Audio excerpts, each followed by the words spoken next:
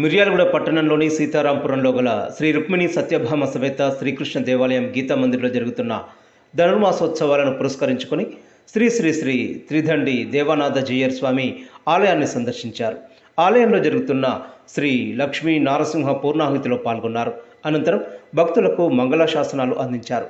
గోదాదేవి పుట్టుక, ఆమె పాడిన పాశురాలు, భగవంతుని ఎడల భక్తులు ఏ విధంగా ఉండాలో అన్న ఇతివృత్తాలను భక్తులకు వివరించారు. ముందుగా స్వామీజీకి ఆలయ కమిటీ అధ్యక్షులు డాక్టర్ బండారు కుశలయ్య, కార్యదర్శి జీవిడి ప్రసాద్, ఇతర కమిటీ సభ్యులు, భక్తులు, బ్రాహ్మణోత్తములు ఘన స్వాగతం పలికారు.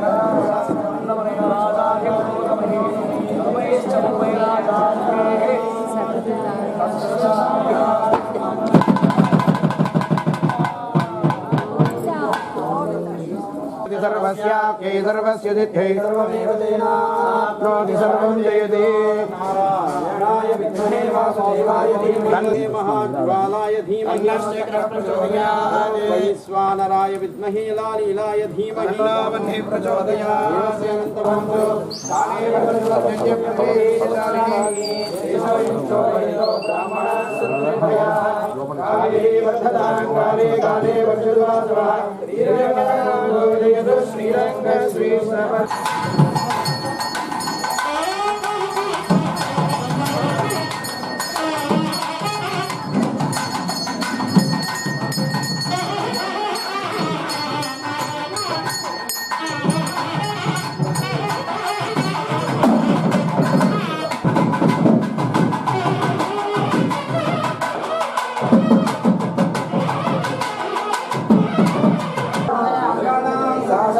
मदाचार्य पुरोगमे सर्वैश्च पूर्वैराचार्यै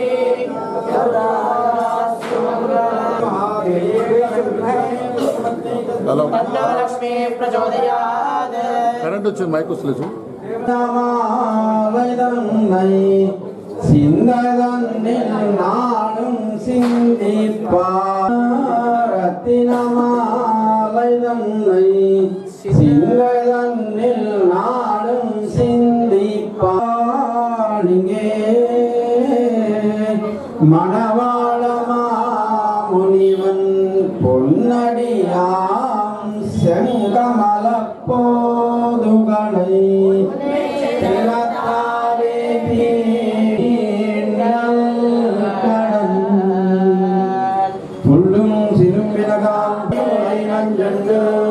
கள்ளச்சகடம் கலக்கதியக்காலோச்சி வெள்ளக்கலில் ஸ்ரீதமனந்தன வித்தினை प्राप्य कैङ्कर्यशालिने श्रीशैलेश दयापात्रं दीभक्त्यादिगुणार्णवम्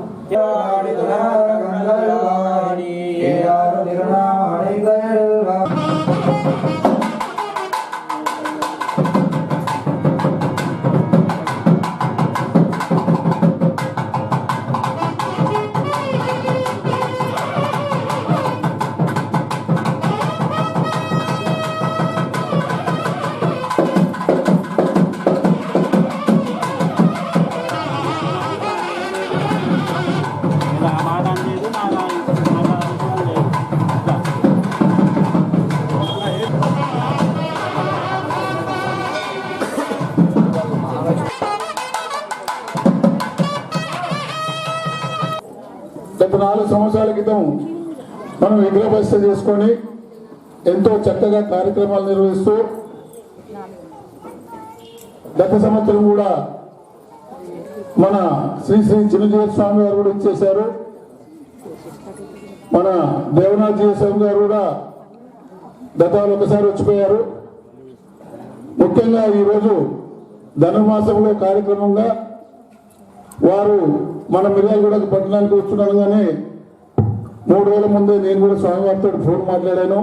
ఎంతో అంగరంగ వైభవంగా స్వామివారు రావడం మన అదృష్టంగా భావిస్తూ స్వామివారి ఆశీస్సులు తీసుకుంటూ ఎంతో చక్కగా మన మిర్యాలగూడ పట్టణంలో కృష్ణుడు శ్రీకృష్ణ భగవానుడు ఎంతో వెలుగుతూ మన మిర్యాలగూడ పట్టణానికి ఓ ఆనందంగా వెలుగు వచ్చిందని నేను భావిస్తున్నాను.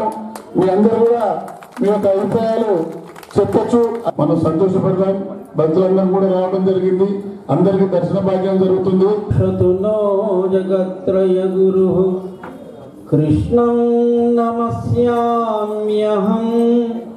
కృష్ణే నామరసద్రవో వినిహతాః కృష్ణాయ తస్మై నమః కృష్ణాదేవ సముత్థితం జగదిదం కృష్ణస్య దాసోస్మ్యహం కృష్ణే తిష్టతి విశ్వమేతదఖిలం హే కృష్ణ సంరక్ష మాం కాశ్యపాన్వయ సంజాతం నారాయణ పదాశ్రిత.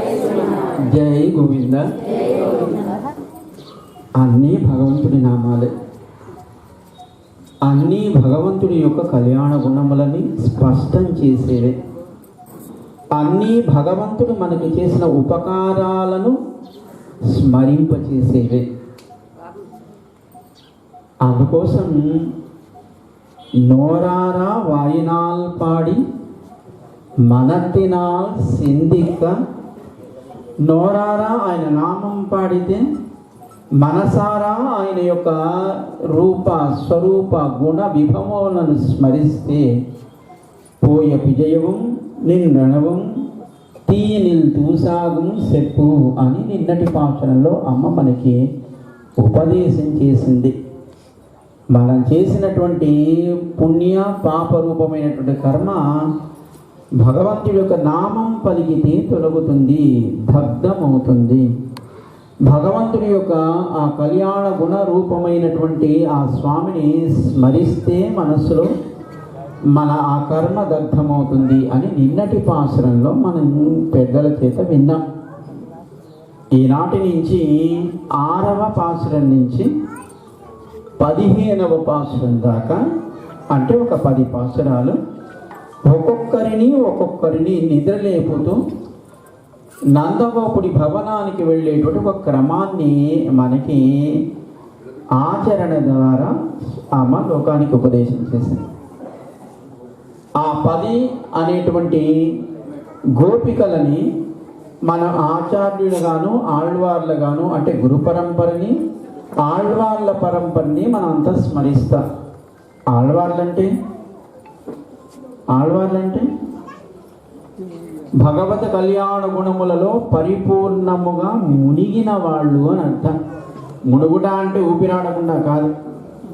మునగడం అంటే అది తప్ప వేరేది తెలియనట్టుగా ఉండుట. దేంట్లో? భగవంతుడి కళ్యాణ గుణములలో. ఆ గుణములలో మిణిగి ఆ గుణములను వాటికి ఉండేటువంటిని ఒక రుచిని పూర్తిగా అనుభవించి అది లోపల ఉండక, ఒక వరద బాగా వచ్చిందనుకోండి, ఎక్కడో ఒక చోట మనం దానికి ఒక డ్యామ్ నిర్మాణం చేశాం. వరద ఎక్కువైపోయి నీరు ఎక్కువైపోయింది అనుకోండి, ఏం చేస్తాం? గేట్లు తీయాలా లేదా? తీయకపోతే ఏమవుతుంది? ఆ కట్టినటువంటి ఆనకట్ట కూడా కొట్టుకుపోతుంది. కనుక గేట్లు తీసినట్టుగా భగవంతుడి కళ్యాణ గుణ అనుభవం పరిపూర్ణంగా వారిలో ఏర్పడి, ఆళ్వార్లలో గేట్లు తీయకపోతే ఎట్లా అయితే ఆ దానికే ప్రమాదం కలిగిస్తుందో, అలా వారి లోపల నిండినటువంటి ఆ గుణ అనుభవాన్ని బయటికి చెప్పకపోతే అది వారికి ఒక వెలితిగా అనిపించి నోరారా స్వామి యొక్క కళ్యాణ గుణములని 4000 పాసురాలతో పాటలతో పాడారు. వాళ్ళని మన ఆళ్వార్లు అని అంటారు. ఈ ఆళ్వార్లలో గోదమ్మ గారు కూడా చేరి ఉన్నారు. గోదమ్మ విష్ణు చిత్తులు, అంటే పెరియాళ్వార్లు అనేటువంటి మహనీయులకి జనక మహారాజుకు సీతమ్మ ఎలా అయితే అయోనిజగా తాను యజ్ఞభూమిని దున్నుతుంటే లభించిందో, అలాగే గోదమ్మ కూడా ఆ విష్ణు చిత్తుల వారు తులసి పాదులు తీస్తూ ఉంటే స్వామికి మాలికలను సమర్పణ చేయడం కోసం ఆ తులసి పాదు దగ్గర అమ్మ లభించింది అయోనిజగా. తిరియక్కులు అంటే అడ్డంగా ప్రయాణం చేసేవి పశుపక్షాదులు. ఆ తర్వాత స్థావరములు అంటే స్థిరముగా ఉండేవి. చెట్లు, రాళ్ళు, కొండలు, గుట్టలు, జలాలు ఇవన్నీ కూడా స్థిరంగా ఉండేవి. ఆ జీవుడితో పాటు అన్నిటిలోనూ భగవంతుడు కూడా తాను ఉండి నియమిస్తూ ఉంటాడు అంతర్యామిగా. కనుక 4 రూపాలుగా దేహాలను పొందుతూ ఉంటాడు జీవుడు తన కర్మ చేత. కానీ ఆ జన్మలు ఎలా ఏర్పడతాయో 4 రకాలుగా ఏర్పడతాయి. ఏంటివవి? ఉద్భిజములు అంటే మొలకెత్తేవి, అండజములు గ్రుడ్డు నుంచి వచ్చేవి, అట్లే గర్భజములు మనలాంటి జన్మ, అలాగే స్వేదజములు మురికి నుంచి పుట్టేవి అని ఒక 4 రకాల జన్మలు ఈ లోకంలో జీవుడు తాను పొందుతాడు. లేదా ఒక గ్రుడ్డు నుంచి రావాలి, లేదా అవి భూమి నుంచి మొలకెత్తాలి, లేదా మురికిలో అవి జన్మను పొందాలి. క్రిములు, కీటకాదులు ఇవన్నీ. స్వామి మనల్ని బాగు చేయడం కోసం తాను రాముడిగా గర్భవాస దుఃఖాన్ని అనుభవించి లోకంలో అవతరించాడు. కృష్ణుడిగా గర్భవాస దుఃఖాన్ని అనుభవించి లోకంలో అవతరించాడు. కానీ అమ్మ అలా అవతరించదు, తాను అయోనిజగా అవతరించింది. చేరడానికి సులభమైనటువంటి మార్గం ఇది సుమా. ఓ చిన్న వ్రతం ఆచరించండి, ఓ 30 రోజులు ఆచరించండి. మీరు చేయగలిగేది ఉదయాన్నే సూర్యోదయానికి పూర్వం నిద్రలేవండి, పూర్వమే సూర్యోదయానికి ముందు స్నానమాడండి, నాట్కాలే నీరాడి, ఆ తర్వాత భగవంతుడి నామం పలకండి, భగవంతుడి యొక్క కళ్యాణ గుణములను స్మరించండి. పోవడం ప్రమాదము.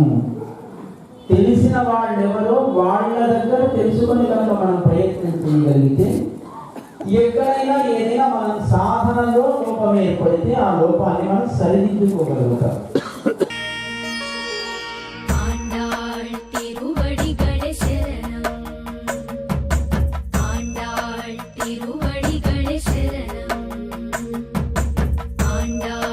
திருவடிகளே சரணம்.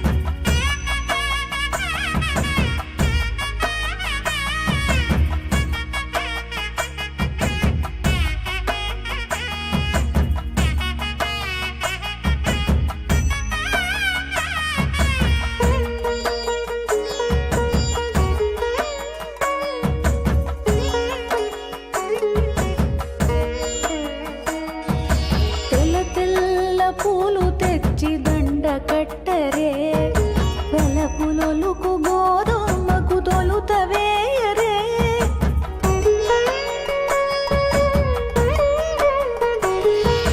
తెల్ల తెల్ల పూలు తెచ్చి దండ కట్టరే పలకు నొలుకు గోధుమకు తొలుతవేయరే ஆண்டாள் திருவடிகளே சரணம் ஆண்டாள் திருவடிகளே சரணம் తులసి దండ తళుకులులక తురిమి చుట్టరే